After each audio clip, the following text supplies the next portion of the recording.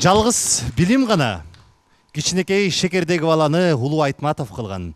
Жалгыз билим гана көлдө ойноп жүргөн Бозуланды Ахунбаев кылган. Билим гана Кошкордо чуркап жүргөн кичинекей наристен улуу саясатчы Турдакун Усубалиев кылган. Билим гана сиздерди миллионер кылат. Арбаңыздар, урматтуу телекөрүүчүлөр, коомдук биринчи каналдын түз эфиринде Sony Pictures жана Magic студиясы даярдаган Миллионер болгун келеби шоусу башталууда.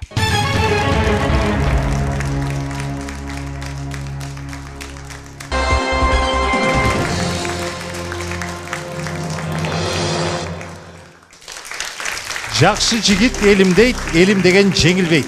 Бүгүн биздин студиябызда элим деп, жерим деп өзүнүн карьерасын, өзүнүн жашоосун, багытын элине, журтуна арнаган эр азаматтарыбыздын бири Замандаш саясий партиясынын төрагасы Жеңиш Молдахматов мырза. Ассаламу алейкум. Алейкум ассалам. Студиябызга кош келдиңиз. Рахмат. Жеңиш мырза, сиз менен көп программаларда жолуктук элек, бирок акыл салгылашууда биринчи жолумун. Мен жеңилип каламбы деп аябай коркуп атам. Менде да өсүрдүп атат. Бирок сиз жеңесиз. Сиз ар дайым жеңүүчүсүз. Баштайлы.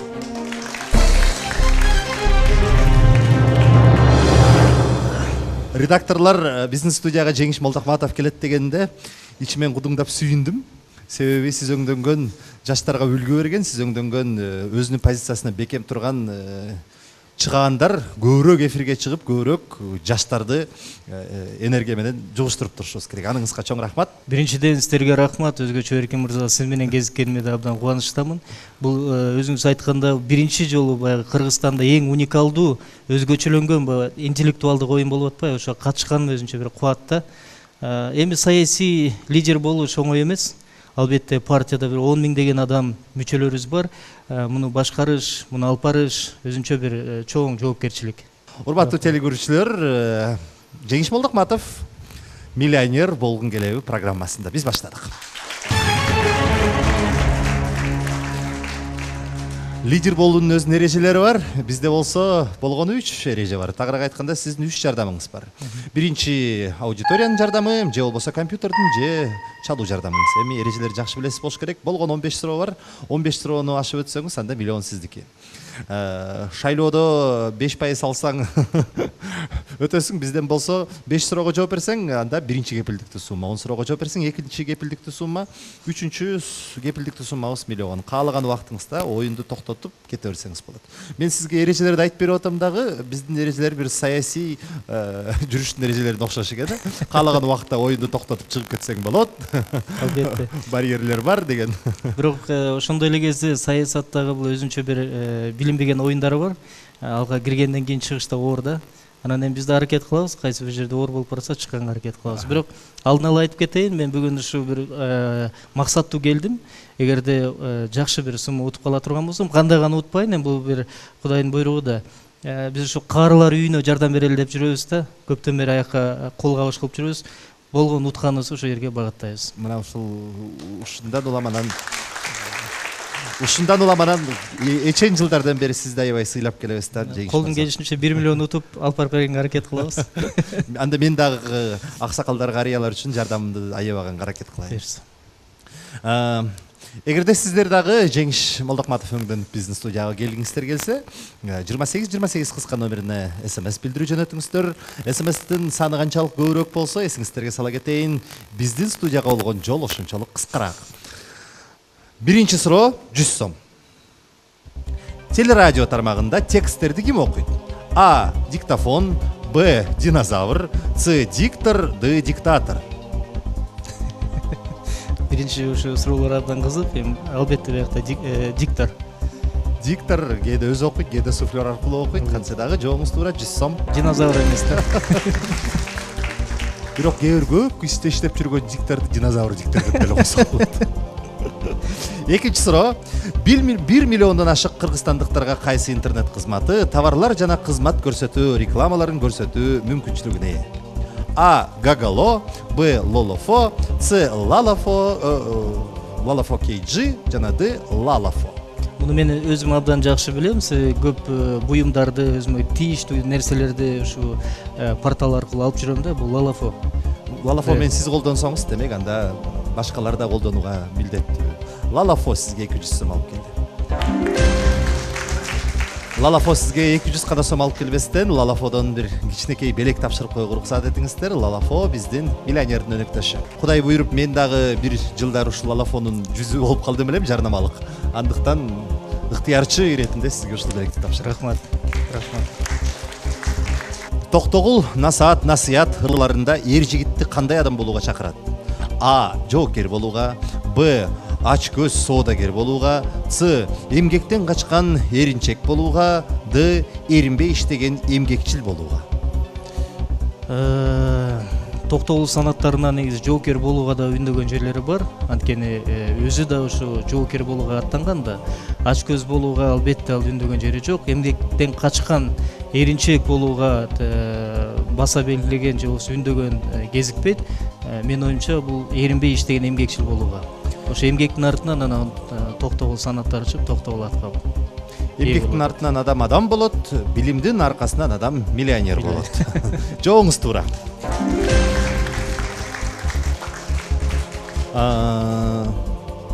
Цейлон аралы кайсыл жерде жайгашкан? А. Кыргызстанда, Б. Сахара чөлдөрүндө, Д. Антарктидада, С. Индия океанында, Шри-Ланка өлкөсүндө. Барыбыз чай ичип жүргөн, Цейлон чайын ичкенде. Ошол Цейлон чайдан ичпейсизби? Тач, ти бул албетте. Накта Цейлон чайы. Алыңыз. Ошол Цейлондон өстүрүлгөн чай. Анан сиздин жообуңуз? Бул барыбыз Цейлон чайын ичип жүргөндөй эле, бул Индия океанында, Шри-Ланкада. Жооп туура. Жеңишпиз. Саясатчылардын тамашалаганына көнбөй калганбыз да. Саясатчылардын тамашасы эле же тамсил болуп кетет, же анекдот болуп кетет. Анекдот болбой эле койсун эми. Улантабыз. 5-чи суроо, 1-чи кепилдиктүү сумма. Манас эпосундагы айчүрөктүн образы эмненин символу болуп эсептелинет? А. Сулуулуктун, Б. Чыккынчылыктын, С. Экижүздүүлүктүн, Д. Камкорлуктун. Бул жөнөкөй, бирок ушунча да редакторлор тим эле сизге ээрчитип алып келген экен. кененирээк жооп бергим келип атат да. Манас эпосунда бул биздин эң улук Манас салтым кыргызды белгилеп келген, ушу даңазалап келген Манас болуп атпайбы? Албетте ал жердеги айчүрөк биздин сулуулуктун белгиси деп эсептейм. Символу болгон. Айчүрөк сулуулуктун символу бүгүнкү күнгө чейин мен бир дагы айчүрөк деген сулуу эмес кызды көрө элек. Туура айтасыз. Анын үстүнө айчүрөк аталышында дагы сулуулук конкурстарда өтүп жүрөт. Ооба. Анан кыргыздын кыздарынын баары сулуу. Туура айтасыз. Жооп туура, 1-чи кепилдиктүү сумма сиздики.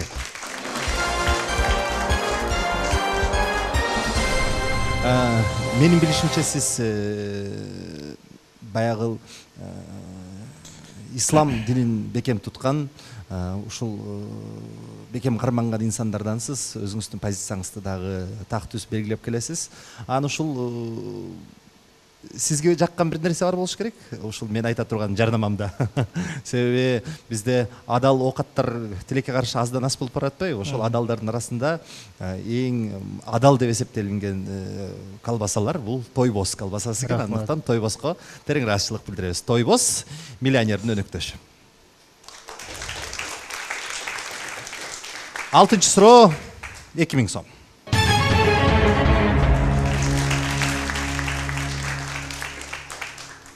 Бириккен Улуттар Уюмунун чечими жана Кыргыз Республикасынын президентинин буйругу менен 2003 жыл эмне жыл деп жарыяланган? А. Тоо жылы, Б. Дени сак улут жылы, С. Билим жылы жана Д. Кыргыз мамлекеттүүлүктүн жылы. Менин эсимде бар, 2002 жылы ушу жылдын аягында буунун башкы секретары Кофи Аннан келген. Андан кийин 2003 жылы Кыргыз бийлиги тарабынан ушу бууга сунушталып, Кыргыз мамлекеттүүлүгүнүн жылы белгиленген. Ушу 2003 жылы Кыргызстанда 3 негизги иш-чаралар өткөнүн мен дагы белгилегим келет. Ушу жылга ылайык. Бул ушу Кыргызстанда Тамчыда биринчи бизден Ысык көл аэропорту ачылган. Региондордо. Экинчи Кыргызстан тарыхында биринчи жолу алтын балалык реабилитациялык борбор ачылган. Ошо менен бирге мына Кыргыз мамлекетинин жылында ошол 3 негизги ошо компонент кошулуп жылды белгилегенибиз эсимде да. Анан Кофи Аннан келгенде биздин атактуу улуу дарыгерибиз Жеңишбек Назаралиев ошондо Аскар Акаевич менен чогуу отуруп Кофи Аннанга белектерин тапшырып, ошондон кийин анан БУга ошо сунушту киргизишкен. Ушул жайда Кофи Аннан тилекке каршы дүйнө салды, Нобель сыйлыгынын лауреаты. Мурда күнү ошо белгилешти. Ооба, мен ошол Жеңишбек сиздин чоскаңыздын сүрөттөрүн да көрүп калдым элем. Эми кандай кенен маалымат бердиңиз? Эмне демек элем? Жооп туура азаматсыз.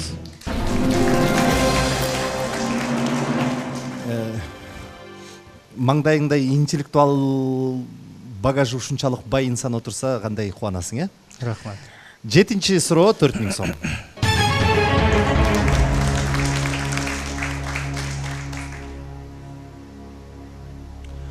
Лимнолог окумуштуулары эмнени изилдөө менен алек?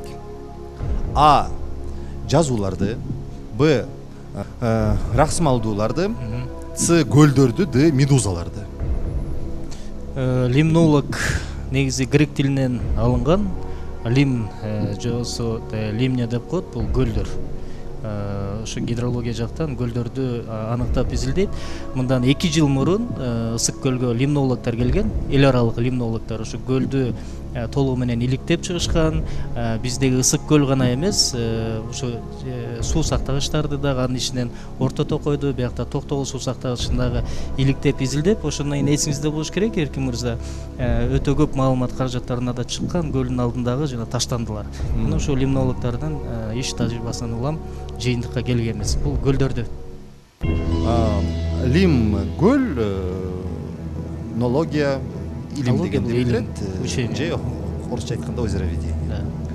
Жооп кабыл алынды дагы, жооп туура.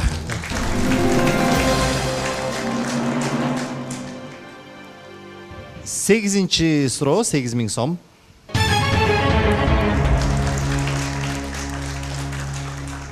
Жеңиш мырза 3 жардамыңыз бар, эгер күмөн санап атсаңыз. Мисалы үчүн Бишкек шаары кайсы жылдары полководец Михаил Васильевич Фрунзенин наамын алып жүргөн? 26 жылдан 91 жылга чейин, 30 жылдан 91 жылга чейин, 32 жылдан 91 жылга чейин же 33 жылдан 91 жылга чейин. 26 91 30 Каласаңыз компьютердин жардамын алыңыз. Мен дегеле ошо Пишпек Бишкек Фрунзенин негизделгенин билем да, бирок ошо так даталарын билбей атам. Замандаш партиясы Бишкек шаардык кеңешинде ат салгылаштыгар, орун алдыгар, эми муну жатып көрүшүңөр керек. Мен кичине тарыхын айтып берейин. 1825-26 жылдары Пишпек деп негизделген, ушу Бишкек негизделген да. Анан ошо же 30-91 же 26-91 Фрунзе наамын көтөрүп жүргөн. Мен ушу залдан сурасам. А менен Б'нын ортосун. Урматтуу аудитория, мүмкүн болсо колуңуздарга электрондук пульттарды алып бизге жардам бериңиздер. Бишкек шаары кайсы жылдары полководец Михаил Васильевич Фрунзенин наамын алып жүргөн? 26 жылдан 91 жылга чейин, 30 жылдан 91 жылга чейин, 32 жылдан 91 жылга чейин же 33 жылдан 91 жылга чейин.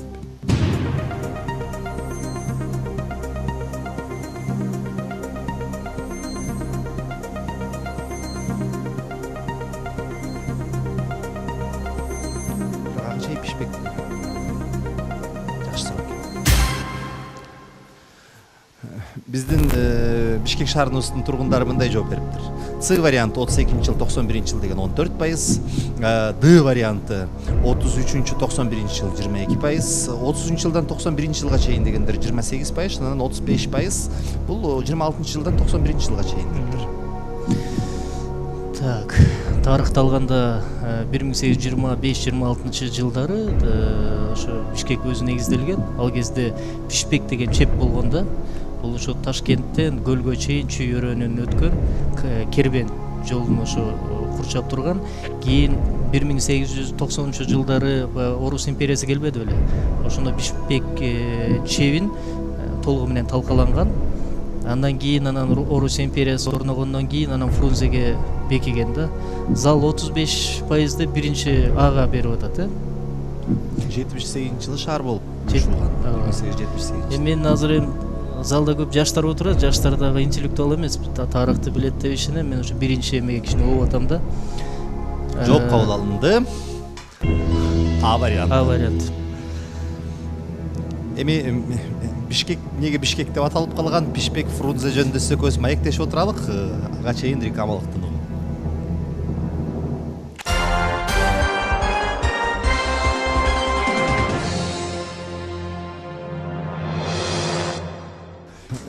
Жеңиш мырза, Бишкектин тургуну болгонуңузга канча болуп калды? 93-жылдан бери. Эми меники жагдай ушундай болуп калды. Мен Көлдө, Нарында, Бишкекте көчүп жүрдүк да, бирок 93-жылдан бери Бишкекте. А Бишкек боюнча сурап атпайбыз. Бишкек өзү 91-жылы кайра намын алган. Себеби ошо эгемендүүлүктү алгандан баштап Бишкек деген сөздүн өзү эки мааниде. Биринчи Бишкек баатыр болгон, экинчи Бишкек деген дагы эксперттердин айтып жүрүүсү бар. Бул жана кымыз чалган таякча дегенди да билдирет да. Шайман. Сиз кайсы жерден болосуз десем, жерлерде айтып атасыз, кайсы жерден болосуң деп сураба, мен жөн эле жашап келем кыргызмын деп деген сизге таанымал окшойт. Биз ТНОга кеткенге чейин А варианты деп жооп бердиңиз эле. 26-жылдан 91-жылга чейин деп. 65 жыл катары менен Фрунзе болуп жүрүптүр. Жообуңуз туура. Рахмат. Биз улантабыз дагы сиздин 9-чу суроо 9000 сом. Нарын дарыясынын узундугу канча? 400 километр, 616 километр, 580 километр же 714 километр? Буга чейин өзүңүз сурап калдыңыз, кайсы жерде десем сизге таандап окшойт, Кыргызстанда айтасыз деп. Мен өзүм Нарындан болом.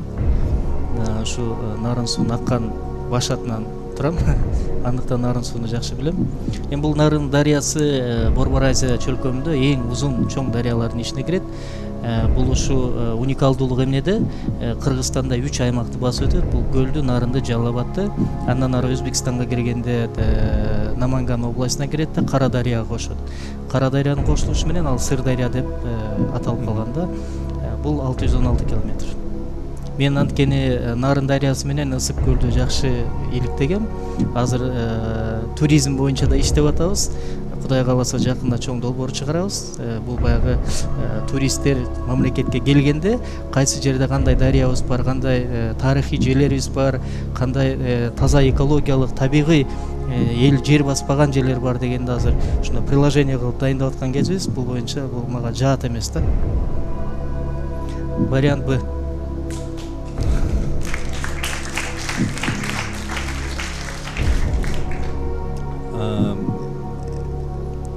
Мен алып баруучу, сиз оюнчу маселе, мен оюнчу, сиз алып баруучудай сезип атам өзүмдү. 616 километр жообуңуз кабыл алынды, Б варианты. Анан жообуңуз туура.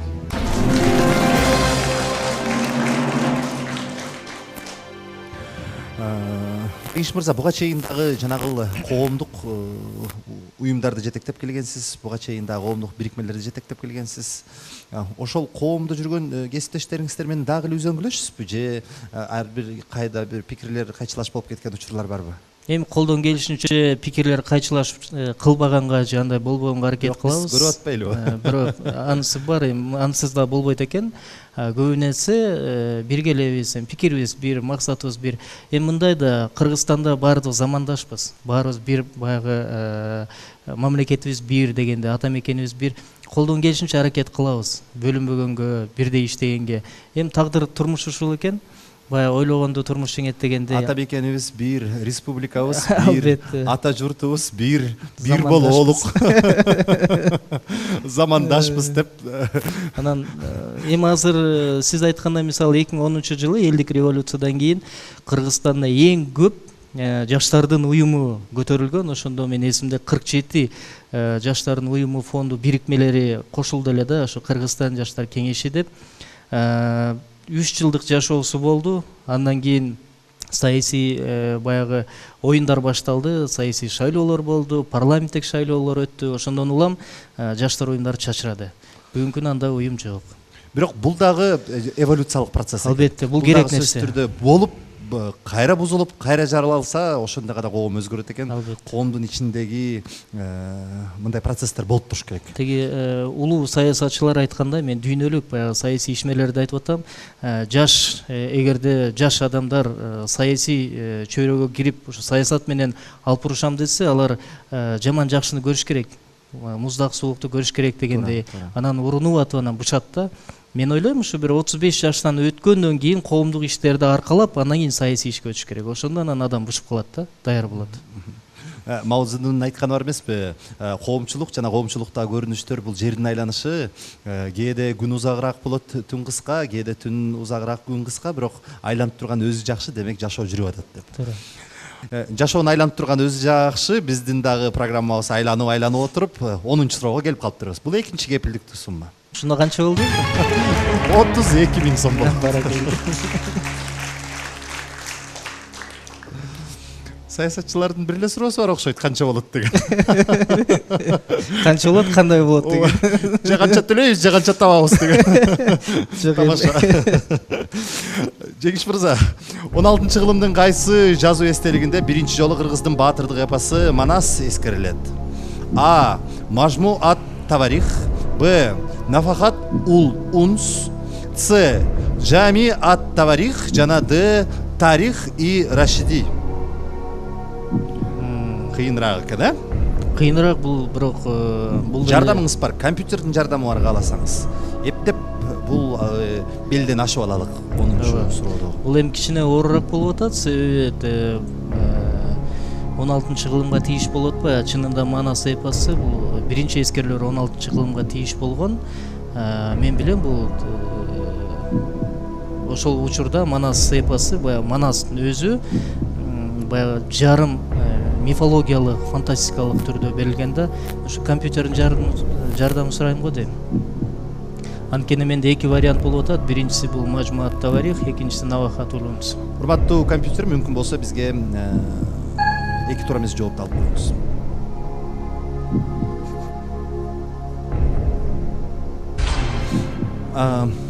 Мени бир нерсе таң калтырат да. Бул жанагы Манастын 1000 жылдыгын белгилөө чечими. Мен ойлойм, ушу бир аз шашылыш саясий чечим болуп калса керек депчи. Азыр анализдесем, себеби Манастын 1000 жылдыгы десек, демек анда Манасты 10-кылымга таандык кылып атабыз да. Бирок өзүңүз жакшы билгендей, Манас ислам динин туткан. Манас намаз окуган. Анан ошондой айтылат да. Ислам дини болсо бизге белгилүү 13-кылымдарда тарап баштаган. Ошон үчүн 1000 жылдык деп бир аз шаштык окшойт, э? Менин логикалуу ой жүгүртүүм да. Жок, сиздики деле кайсы бир деңгээлде туура. Эгерде ислам дини менен ала турган болсок, ооба, туура айтасыз. 13-кылымдан ары жакта 3 кылым секирип кетип атабыз да. Бирок жалпы мамлекеттүүлүк жактан ала турган болсок, мамлекеттин кызыкчылыгын ала турган болсок, мен ойлойм туура болгон. Анткени ошол учурда билесиздер, Андакаев президент болчу, Кыргызстан эгемендүүлүктү жаңы алган учур болчу. Анан мамлекеттин атын чыгарыш үчүн бул Бириккен Улуттар уюмуна дагы эгемендүүлүктү бекитип атпайбызбы? Анан ушу Манас эпосы керек болчу да. Ошону айтам, ошол саясий гана чечим. Саясий чечим болгон. Саясий чечим болгон, ал жөнүскө толук кошулам. Ушу Манас 1000 жылдыгынан кийин анан бизде баягы кыргыздар деп тааныла баштады да. Эми бул жалпы Манас боюнча сиз айткандай бул тарыхый барактар абдан көп. Айрым тарыхый булактарда 13-кылым деп жүрөт, 12-кылымда кездештирсек болот. Мен Кыргыздар деген бир чоң китеп бир аксакал мага берди эле, окуп таанышып көрчү деп. Ошол жерде Кытайдан жазылган чоң бир тарыхый китеп экен. Ошол жерде да Манас жөнүндө басылмалар бар, көрсөтмөлөр болгон экен. Ал 11-кылымдан бери келет да. Анан азыр илимпоздор ошо Кытайдагы жана Манастан калган буюмдар бар экен, жана таштан жылган эстеликтер бар экен деп да иликтеп башташты да. Бул боюнча эми так жооп берүү өтө кыйын. Манас эпосунун келген түбүнчү. Бирок биздин суроо боюнча так жооп берүү бир аз жеңилирээк да. Бул эми мен Мажму ат Таварих деген мен кимдин эмесин окуп калдым. Толук окуган жокмун, бирок баш бир ичинен окуп калдым. Бизде тарыхчы Табыл Дакеров бар. Ушу улуттук университетте иштейт. Агишин да эмгектери абдан зор. Өзү тарыхчы. Мына ушул Мажму ат Таварих боюнча жазганын азыр эстеп атам да. ал жерде ошо кыргыздын биз негизи кыргыздын тарыхын жана Рамодиндикинен көп алып колдонуп калдык да илимпоздор. Анан мажмуат таварихти ошо союз учурунда көп колдонгон эмес экен. Бул Талдакеровдун айтуусу боюнча ошо жазмасында. Анан бул мажмуат таварихте илгерки кыргыздар жөнүндө, ошо Манас жөнүндө ошол эскерүүлөр бар. Менин оюмча ушул А болушу мүмкүн. Себеби жамият таварих боюнча менде көп маалымат жок болуп атат, тилекке каршы ушу А деп ойлойм. Мен ушу биздин илимпоздордун Жооп кабыл алынды. жазгандарына таянып атам да. Жооп кабыл алынды.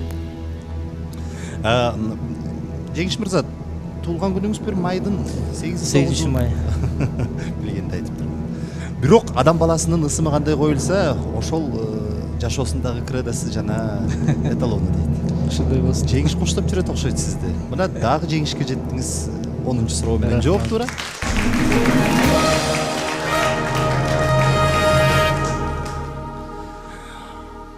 11-ci суроо 64 000 сом.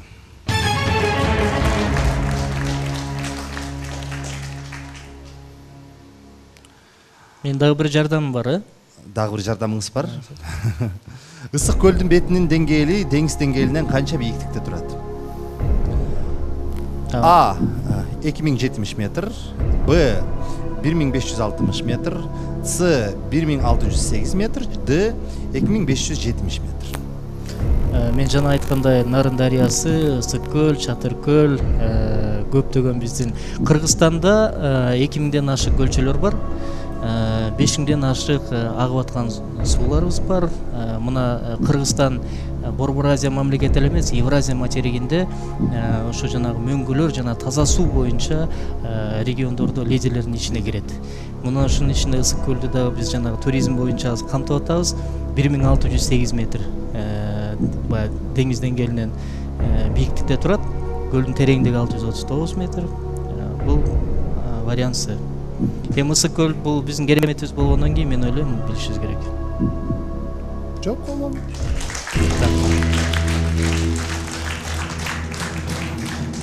Урматтуу компьютер, мындай кылбайлыбы? Дароо эле 15-чи суроону бере бербейсизби? Миллионго. Жооп берсе жооп берди, жооп бербесе жок. Маңдайыма өтө акылдуу киши чакырып. Кыргызстан жөнүндө маалымат берүү, бул дагы мекенди сүйүү дегенден кабар берет. Жооңуз туура, 1608 метр. Мөңгүлөр жөнүндө жакшы айттыңыз. Саясатта ушул маселени утур көтөрбөсөк, Орто Азиядагы лидерлик позициябызды жоготушубузга жакындагандан жакындап баратабыз. Мөңгүлөрдүн касылышы, анын эриши, экологиялык, глобалдык дүйнөнүн ысышы, анан могу Арал деңизинин кургашы, мунун баардыгы бир өзүнүн кесепеттерин тийгизип атат окшойт. Бизде Кыргызстанда эң көп мөңгүлөр бар, бирок ошо мөңгүлөрдүн жоголушуна 3 негизги себеп болуп атат. Тилекке каршы анын эң жамандарын айтып берейин. Бул мөңгүлөрдүн башка мамлекеттерге бир тарыхый учур болгон берилип кеткендегиси болгон. Бул мына өзөнгө кош, бул ошо өзүбүздүн жарандардын өзүбүздүн жерибизди берип койгондосу. Ошол эле учурда каркыраны айтсак болот. Андан кийин табигый, сиз айткандай дүйнөлүк климаттын алмашуусу. Үчүнчү, ал дагы биздин жоопкерчиликте, ал дагы биздин кийинки урпактарга жооп бере турган милдетибиз. Бул ушу кен байлыктар казырууда мөңгүгө тийгизген таасири. Мына Давыдов жана башкалар.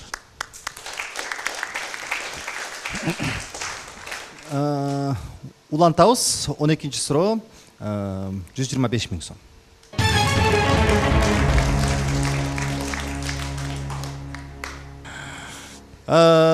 Кайсыл кездеме Кыргызстандын текстиль өнөр жайында чыгарылбайт?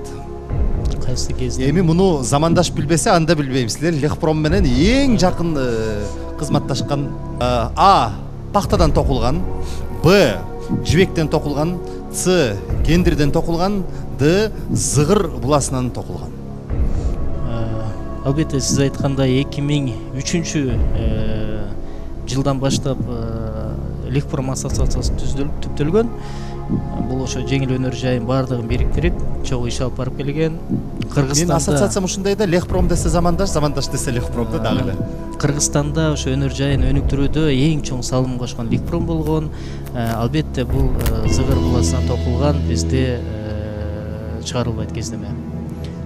пахта боюнча мына деп турбайбы, Кыргызстанда бул локомотив боло турган, экономиканы жеңил өнөр жайды жылдыра турган, экспортко эң кымбат алып чыга турган биздин пахтабыз болгон, тилекке ашал кыскартылды. Бирок ушу Ош Жалал Абадда пахтаны кайра өндүрүп, пахтанын таза кездеме чыгаранга бул өтө баалуу да, эл аралык баягы. Сиздин жообуңуз кабыл алынды. Рахмат. Сиз эме Жеңиш мырза саясатчы болуп баратыптырсыз чын эле. Көндүрүптү. Мурун коомдук ишмер катары жакшы таанысам, утур бир саясатчынын касиеттерин байкап атам да. Д Зыгыр буласынан токулган кездемелер. Жооп туура. Сыныктан башкасын баары жугушту дегендей. Жеңиш мырза кайсы окуу жайды бүттүңүз эле? Мен өзүм 3 жыл Венгрияда Будапештте окугам, жана Ethnic Diversity деп коет. Андан кийин Испанияда окуп келдим, MBA-дин 1-жылы. Кадимки деле Нарын мамлекеттик университетин бүттүм, финанс экономиканы.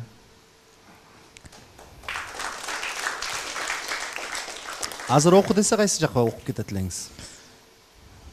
Азыр негизи туура айтып атасыз. Билим алып бул дайыма тынбай алып туруш керек да. Көптөн бери билим ала элекпиз. Ушу сыртка чыгып ала элекпиз, абдан суусадык.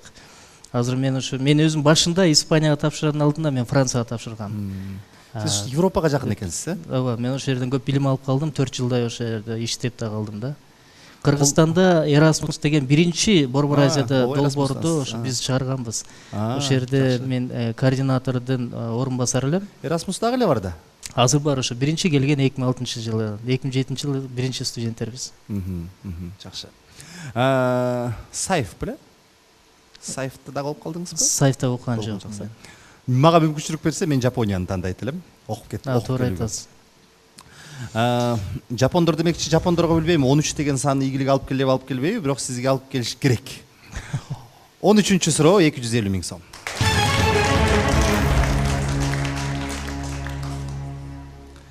Пишпек шаарында жана Пишпек уездинде совет бийлиги качан орногон? 1922-жылдын апрелинде, 1917-жылдын декабрында, 1915-жылдын мартында же 18-жылдын январында? Мен ушу 19-20 кылымдарда даталарды так биле албай атам. Жалпысынан бул тарых жардамыңыз бар, эсиңизде болсун. Бир жардам бар. Сурахматов мырзага чалбайлыбы? Дагы бир тесттен өткөрөлү. Ыраазымын деп.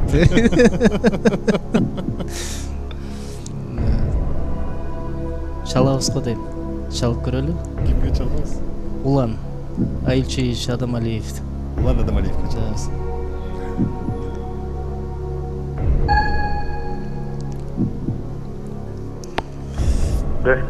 Улан мырза, ассаламу алейкум.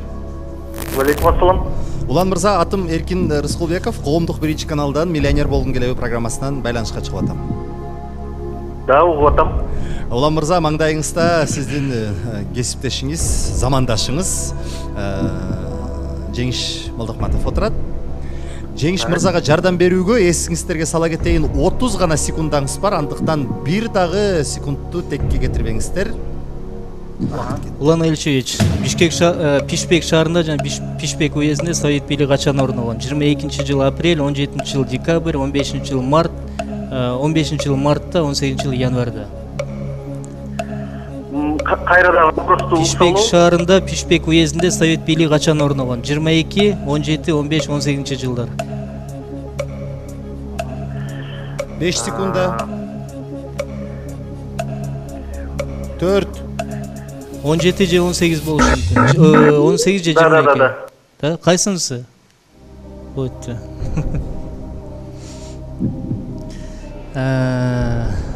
26-жылы Фрунзе болуп аткандан кийин 22-жылга чейин бул Пишпек болуп келген. Мен оюмча же 18 же 22, 17-жыл декабрда революция болуп атат, 15 март жок. Чоңкан акчаңызды аксакалдарга жардам берем деп атасыз. Текке кетирип албайлы, кааласаңар 125 000ди оюнду токтотуп алып кетсеңиз болот. Эми ал жерде карылар үйүнө абдан чоң жардамдар керек болуп атат. Эми ал жерде биз албетте колубуздан келишинче жардам беребиз. Мен атайын максат кылып келгем, көбүрөөк утуп кетели, ошол жерге жардам берели деп. Мен азыр утулуп калсаңыз мен кантип уктайм анан бир түн бою? Биз толуктайбыз анан. Мен жооп берип көрөйүн. Жооп берип көрүңүз. Значит, 15 17 эмес, 15-жыл март. 1915 жыл март бул сиздин жообуңуз. Сиз ойлонушуңуз керек болот деп окшойт. Совет бийлиги өзү 1917 жылы революцияда келип атса, 15 жылы орногонго эч мүмкүнчүлүгү жок. Жок, Совет бийлиги 1890 жылдары келген, империясы. 17 Совет бийлиги деп атат, кой туруңуз. Октябрда Ледовый дворецке Аврора атып, туура, мен Владимир империя менен Ульянов келген го дейм. туура, мен империя менен алмаштырып алып туруп, Совет бийлиги болуп атат. Орус империясын ойлоп атасыз. Туура, алмаштырып алдым мен. Бул анда 22-жыл апрель. Жооп кабыл алынды.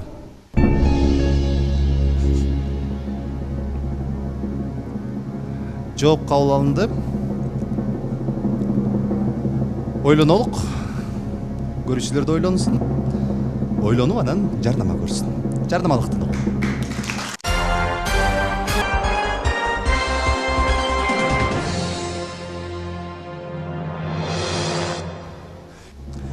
Биз рекламалык тынууга кеткенге чейин Совет бийлиги жөнүндө сөз кылдык. Аз болгондо жаңылышып калмак экенсиз, 15-жыл деп чынында. Туура, мен алмаштырып алып турмун империя менен Совет бийлигин. Мен дагы эмнегедир Совет бийлиги орноп, ушу Бишкек уездине чейин, Чуйгоруна чейин кеминде бир 5-4 жыл келди го деп ойлогом. Бирок ошо 13 деген өзү жаман сан окшойт. Январь экен 18-жыл бул туура жооп жаңылышпап калды. Буйрук. Эми Жеңиш мырза капаланбаңыз. Менин капаланганым эле аксакалдарга акча жетпей калып атат. Жок, Кудай буйрса алар толуктап беребиз. Жеткизебиз. Бизге дагы кабарлаңыз, биз дагы кошулабыз. Албетте. Эми Жеңиш мырза аксакалдарга барсаңыз, бизге дагы кабарлаңыз, биз дагы ошол толуктаганга катышканга аракет кылалык. Буйрса сиз өңдөнгөн жарандар менен ошондой карыялар үйү келечекте жок болсун дейм. Балдар үйү жок болсун дейм. Буйрса, себеби мекенчил жигиттер сиз деп күйгөн, сиз деген билимсиздей билимдүү чет мамлекеттен илим алып келген инсандарыбыз көбөйсүн Кудайым буйрса. Анан ата-апаларыбызга барсаңар, кечкисин ысык чай ичкенди жакшы көрөт алар. Могул Нахта Цейлон чайы тачты биздин атыбыздан алып барат. Акчага караганда ушул жакшы. Рахмат. Акчага караганда көңүл кымбат чындыгында. Сиз көңүл буруп бизге келип бергениңизге чоң рахмат. Рахмат. Көрүшкөнчө бар болуңуз.